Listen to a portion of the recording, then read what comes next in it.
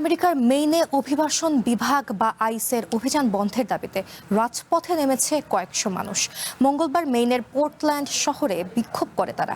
এর আগে সোমবার বিডেফোর্ড এলাকায় আইস কর্মকর্তার গুলিতে এক কলম্বিয়ান যুবকের নিহতের ঘটনায় এই তীব্র ক্ষোভ তৈরি হয়। পরিস্থিতি সামাল দিতে দেশটিতে গাড়ি থামিয়ে তল্লাশি সাময়িকভাবে স্থগিত করেছে অভিবাসন কর্তৃপক্ষ। ব্যানার, ফেস্টুন আর স্লোগানে মুখর চারপাশ। উত্তাল হয়ে উঠেছে আমেরিকার মেইনের পোর্টল্যান্ড শহর। দাবি একটাই, অভিবাসন ও কাস্টমস বিভাগ বা আইসের নির্মমতা বন্ধ করতে হবে।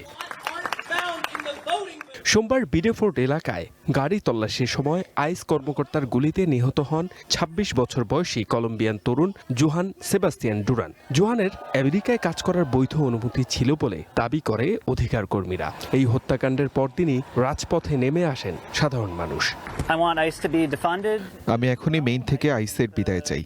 তাদের বাড়িতে ফান্ড দেয়া মোটেও ঠিক হয়নি। তারা আমাদের ট্যাক্সের অর্থ অপচয় করছে। মানুষের আস্থা হারিয়ে ফেলা এই সংস্থাটি পুরোপুরি বন্ধ করে দেওয়া উচিত।